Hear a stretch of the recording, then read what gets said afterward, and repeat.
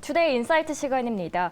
1998년 국내 최초로 가치투자 펀드를 선보인 이른바 가치투자 1세대이십니다. 그리고 드디어 오늘 모시게 되었는데요. 라이프 자산운용 이채원 의장 인사드립니다. 안녕하세요. 네, 안녕하십니까. 화면보다 얼굴이 더 작으셔서 약간 깜짝 연예인을 놀랐어요. 보는 느낌도 좀 있어요. 네. 주식시장에서는 워낙 또 유명하시니까. 하나의 브랜드 가치로 이제 인정을 받고 계신 분이거든요. 그래서 소중한 의견을 오늘 이 자리에서 들을 수 있어서 참 고마운데 첫 번째 질문부터 좀 고민이 되는 질문이에요. 뭐 시장에서는 물론 이제 이런 시장에서 오히려 기업을 봐야 된다라는 얘기도 있지만 워낙 그 매크로 이슈가 시장을 흔들다 보니까 질문을 안 드릴 수가 없는데 올해 내내 긴축이 시장의 불확실성을 많이 특히 주가 같은 경우에도 우리나라 뭐 30%나 하락을 했거든요. 그렇습니다. 요즘 시장 좀 어떻게 보고 계신지 좀 궁금해요. 예, 뭐 저도 사실 혼란스럽고요. 저도 뭐 35년째 이 업에 종사하고 있지만은 네. 저도 겪어보지 못한 일들이 벌어진 거잖아요. 사실 하락장의 모습은 굉장히 다양하고 상승장의 모습은 다 대동소이합니다. 네. 뭐 경기가 좋아지면서 유동성 공급되면서 주가가 올라가는데 과거 하락장을 보면은 뭐 리만 사태, IMF, 뭐 외환 위기 왔었고 뭐 전쟁 등등 네. 온갖 이유들이 있었지만은 저희가 겪어보지 못한 이 바이러스 때문에 이렇게 주가가 하락할지도 몰랐었고 또 뭐 중국 문제, 뭐 러시아 전쟁 문제, 특히 이제 뭐 인플레이션은 저희가 못 겪어봤어요, 사실은. 그렇죠. 과거 사례도 뭐 거의 없는 상황이고 국내 사례는 그래서 지금 매우 혼란스러운 상황이지만 한마디로 말씀드리면 저는 이제 과잉 유동성이 문제였다. 다른 것들은 좀 계기가 된 것 같고요. 그래서 지금은 좀 과잉 유동성이 해소되는 좀 자연스러운 현상 정도로 보고 있고요. 특히 뭐 시장은 지금 뭐 금리를 보시면 방금 환율도 말씀하셨지만은 무엇보다 환율이 안정되고 있고 네. 금리도 좀 위기를 벗어난 것 같아요. 좀 보니까 정부에서 뭐 대처도 잘 한 것 같고 네. 일단은 뭐 빠르게 대응했죠. 그래서 저는 한전체가 5.9%간 거를 봤는데 뭐 죽기 전에 제가 그거를 볼까 생각을 했었는데 그 5.9를 봤습니다. 지금은 4%대로 안정을 찾아가고 있고 그래서 시장은 점점 이런 미래의 불확실성을 반영하면서 그걸 흡수하면서 점점 안정을 찾아가고 있다 이렇게 좀 판단하고 있어요. 네. 다행이네요. 안정을 찾아가고 있다. 저도 한전체 생각하면서 한전체 5.9%면 회사채 시장은 소위 말해서 죽거든요. 맞습니다. 예, 야, 맞습니다. 진짜 한전체 예, 물론 뭐 적자 기업이라서 그렇게 좀 올라간 것도 있긴 하지만 절대로 부도가 날 수 없는 기업이. 그래서 좀 깜짝 놀랐던 저도 하나의 어떤 이슈였는데 그래도 안정이 된다고 하니까 다행이라고 좀 생각이 듭니다. 네, 올해 말씀해 주신 것처럼 너무 힘든 한 해였습니다. 그런데 올해가 조금 더 힘들게 느껴진 이유는 아무래도 작년 이맘때쯤 기대감이 좀 컸지 않았나 싶은 그렇죠. 생각이 드는데 2023년 그렇다면 저희 기대를 해봐도 될지 아니면 좀 리세션을 이야기하는 만큼 좀 미리 각오하는 게 좋을지 여쭤보도록 할게요. 이미 리세션을 반영한 지수 같은 생각이 들어서 그렇죠. 예, 과거 뭐 하락 사례를 봐도 평균 하락률이 한 2% 정도밖에 안 됩니다. 근데 지금 30% 정도, 네. 3,300에서 2,100까지 하락을 하지 않았습니까?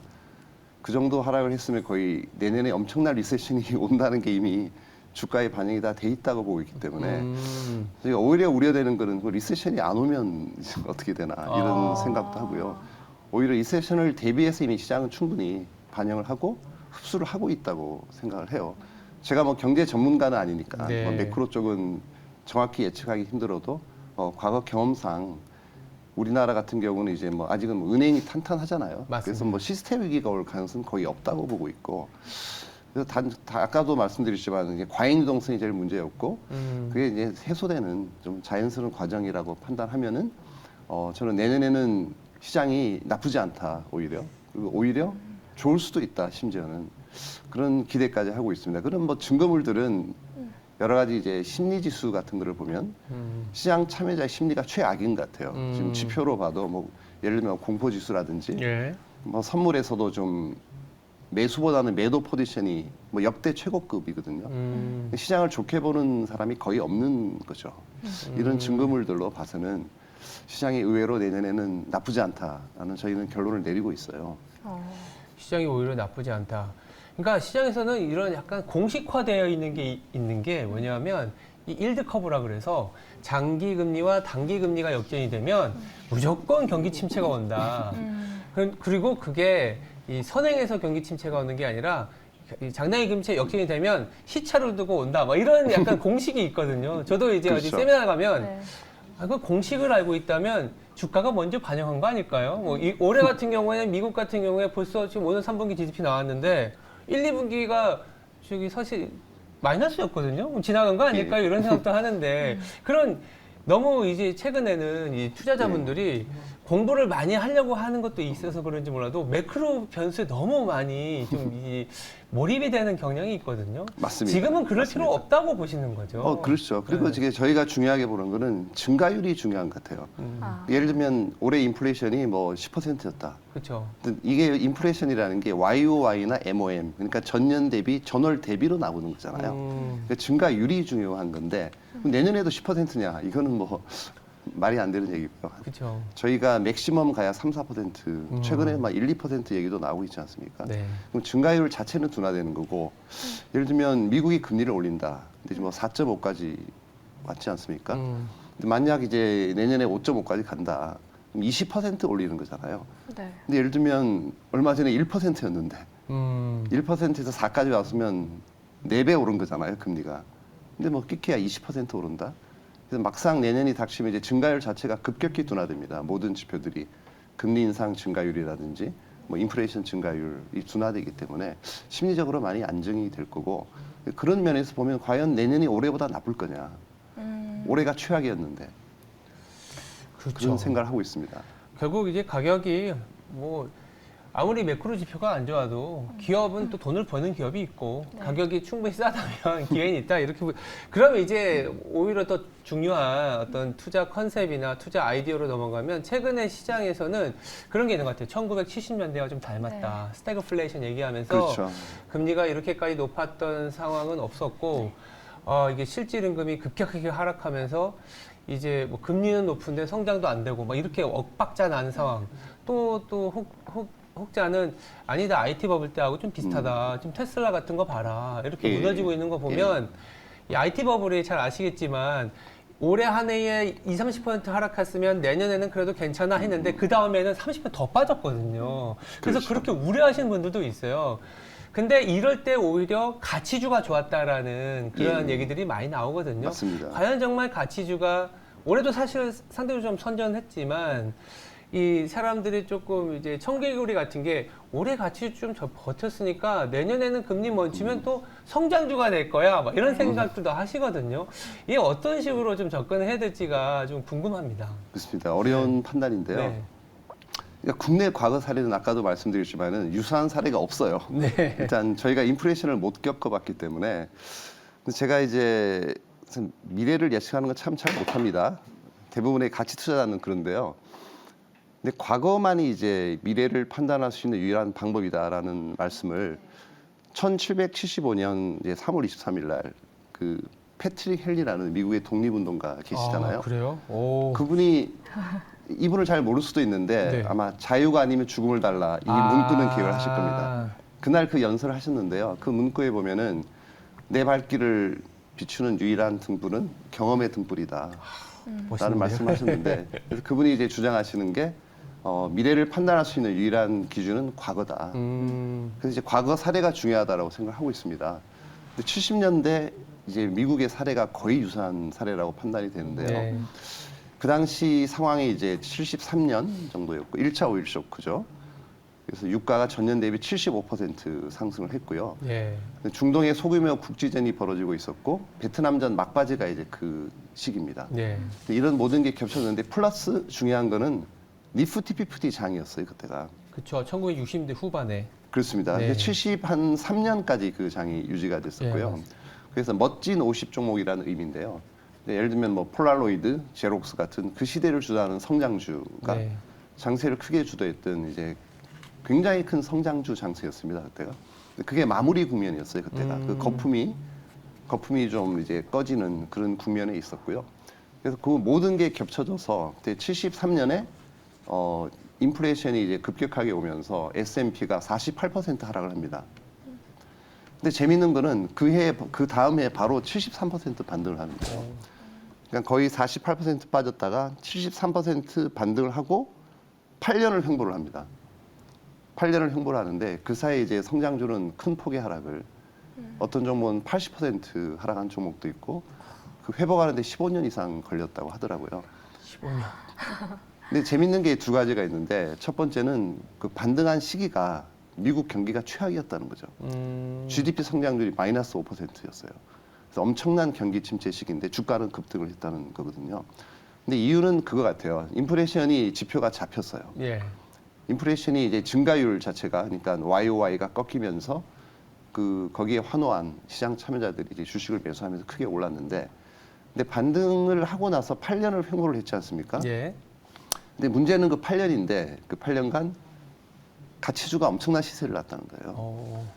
워렌 버핏이 그 시대에 거의 연간 100% 수익률을 계속 기록을 했었고요. 네. 근데 버핏한테 만약 누가 질문을 하면 제일 좋았던 시절이 언제입니까? 물어보면 대부분 1975년이라고 얘기를 한답니다. 그때 이제 가장 좋은 투자 시기였고.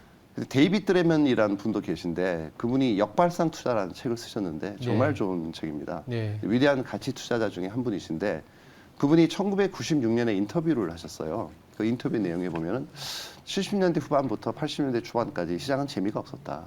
그러나 그레이트 밸류 마켓이었다. 위대한 가치 주장세였다라고 말씀하시거든요. 그래서 이 모든 사례들이 이제 한 15년 갔다고 합니다. 가치주 장세가.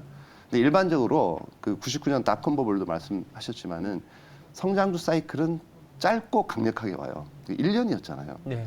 1년 동안 그 최근에 드라마에 나오는 그 종목이 50배 오르고 그랬지 않습니까?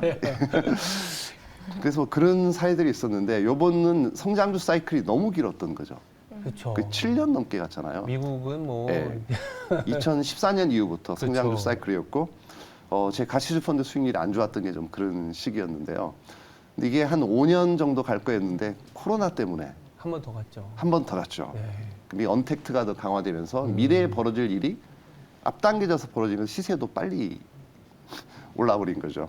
그래서 이런 것들을 종합해서 볼 때는 이제는 이제 형세가 바뀐다 이런 말씀을 좀 드리고 싶고요. 본격적으로 이제 저는 이제 우리가 보면은 3,300에서 2,100까지 갔으면 1,200포인트 빠졌었잖아요. 그럼 상식적으로 보면은 낙폭의 30에서 70%는 기술적으로도 반등을 하거든요. 그럼 한 50% 정도 보면은 2,700, 800 정도는 내년에 좀 인플레이션이 잡히든지 미국이 더 이상 금리 인상을 안 한다는 시그널이 나오면 큰 반등이 나올 것 같고요. 그때 저는 이제 반등을 주도하는 건 낙폭과대 성장주 오히려 대형 성장주라고 그런가요? 보고 있는데 근데 그런 종목들이 크게 반등할 때는 좀 너무 이쪽 비중이 많으신 분들 좀 줄이는 좀 기회로 삼고 이제 패러다임이 이제 본격적으로 한번 바뀌면 오래 가지 않습니까? 그렇죠. 뭐 5년, 10년 갈 수도 있기 때문에 저는 이제 그 형세가 성장주에서 가치주로 바뀔 거고 그 증거물도 이제 충분하다라는 생각을 가지고 있거든요. 왜냐하면 명확한 게 일단 그 전의 상황을 한번 돌이켜 보면 저금리 디플레이션이잖아요. 맞습니다. 지금은 180도 바뀌어서 고금리 인플레이션이고 인플레이션이 쉽게 꺾이진 않을 거예요. 물론 금리도 어느 순에서 멈추겠지만은 왜냐하면 지금 뭐 예를 들면 인구 구조라든지 뭐 탈세계화라든지 환경 문제 이런 것 때문에 어느 정도는 유지를 해서 간다고 생각합니다. 그렇기 때문에 이거는 이제 가치주의에 유리한 상황이거든요. 그러니까 예를 들면 차입금도 없고 현금 많이 가지고 있고 좋은 설비, 좋은 공장, 좋은 인력, 좋은 노하우를 갖고 있는 이런 훌륭한 뭐 전통 산업일 수도 있고요. 1등 기업들, 이런 기업들, 특히 이제 선발주자라는 표현을 제가 많이 합니다. 과거에는 후발주자의 시대였어요. 그렇죠. 금리가 낮으니까 자금을 쉽게 조달하고 물가는 떨어지니까 물류기지를 줘도 뭐 신규 진입자들이 이마트보다 싸게 지을 수가 있었다는 거죠. 그렇죠. 근데 지금은 그게 안 되죠. 너무 물가가 올라가지고 최근에 이제 유사한 사례는 이제 대항 제재에 화제가 나가지고 2년 정도 됐어요. 근데 보험료가 저희 추산은 한 1,400억 정도 나온 걸로 판단하고 있는데 네. 그래서 올 2월에 공시를 했어요. 공장을 다시 짓겠다. 근데 아직도 소식이 없어요. 지금 업계 관계자 말에 따르면 비용이 거의 3천억 정도까지 들 수 있다. 공장을 짓는데 그래서 공장을 지을지 안 지을지 지금 알 수가 없는 상황이고 그래서 설비를 이미 갖고 있는 데가 유리한 세상이 왔다. 그렇게 판단하고 있습니다. 그러니까요. 이게 설비를 갖고 있는 게 유리한 세상이라는 게 불과 2, 3년 전에는 설비를 갖고 있으면 뭐하냐. 무형 자산이 중요하다. 뭐 이런 얘기들이 있었어요. 그렇습니다. 무형 네. 자산은 뭐 100배, 200배 줘도 나중에 그렇죠. 이제 그렇죠. 그 페이턴트에 대한 게 뭐 퍼져나가면서 그런 세상이었는데 어느새 또 유형 자산이 중요하다는 패러다임으로 바뀐 것 같아요. 왜냐하면 이제 새로 만들려면 투입 비용이 자본 비용이 높아져 있으니까 그렇죠. 예. 그거를 뛰어넘는 ROE, 뛰어넘는 현금 흐름 이런 거는 사실 하루아침에 되는 게 아니다 보니까 그렇죠. 좀 우리가 투자자분들이 보실 때는 고루해 보이는 종목이지만 업력이 꽤 되신 분들, 그러니까 업력이 한 50년 이상, 50년 좀 너무 길구나, 별로 없겠구나. 한 10년 이상만 돼도 그런 기업들이 사실은 괜찮은 기업일 수도 있다는 생각이 드네요. 네. 방금 그 유사점에 대해서 말씀을 해주셨는데 예. 안나 카레니나 그 소설을 굉장히 좋아하시는 예. 걸로 알고 있습니다.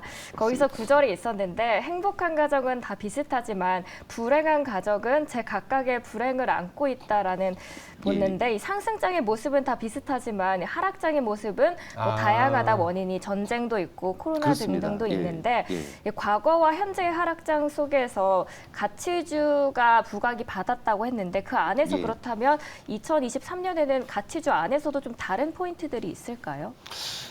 근데 그때 상황이 좀 다를 거는 같은데요. 지금은 제가 보기에는 좀 경기 민감 업종이 좀 과거에는 소비재가 굉장히 좋았어요. 맞아요. 그 닷컴 버블 이후에는 롯데칠성이나 아모레 패시픽 이런 쪽이 좋았는데 지금 상황은 멀티플이 압도적으로 낮은 게 좀 경기 민감 업종에 있습니다. 소재라든지 뭐 특히 또 수출을 많이 하는 업종을 더 좋게 보고 있고요. 예.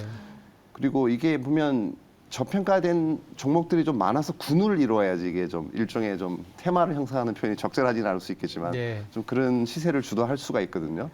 그런 면에서 봤을 때는 저는 방금 말씀드린 그쪽 경기 민감 업종 플러스 뭐 압도적으로 저는 지주회사가 지주회사. 너무너무 좋아 보여서 역대로 최고 디스카운트 레이시 할인율이 올라가 있습니다. 맞습니다.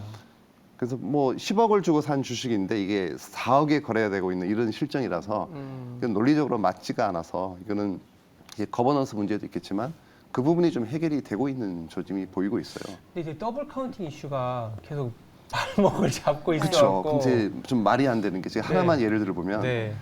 제가 펀딩을 했어요. 네. 그 10조를 펀딩을 해서 삼성전자를 다 샀어요. 상장을 시켰어요. 이게 왜 4조에 거래되죠?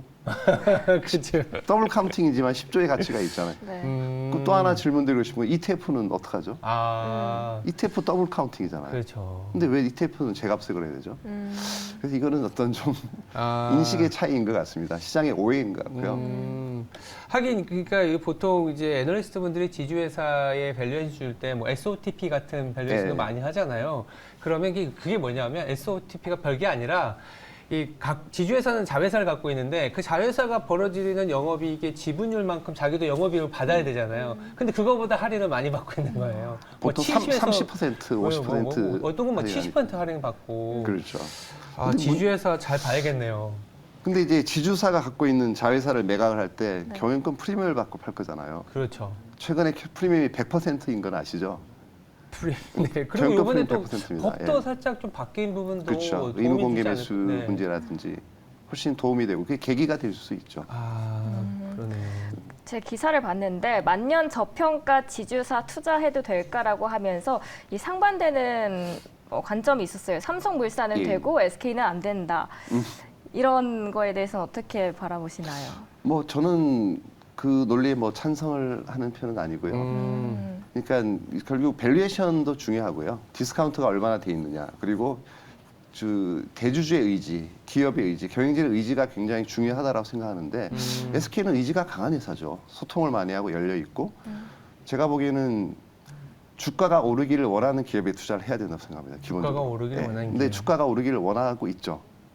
파이낸셜 스토리에서 이제 공개적으로 뭐 5년 뒤에 우리 주가가 몇 배 올라야 된다라고까지 얘기를 한 기업이기 때문에 그런 게 결국은 대주주와 소액주주 또는 뭐 기업과 직원들 일반 주주와 지배주주 간의 이해관계가 완전히 일치하는 거라고 생각을 해요.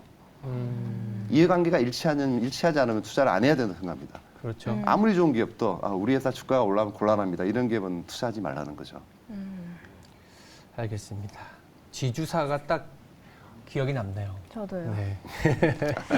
자, 이렇게 정말 많은 이야기, 다양한 이야기에 대해서 시간을 나눠서 이야기를 해봤습니다.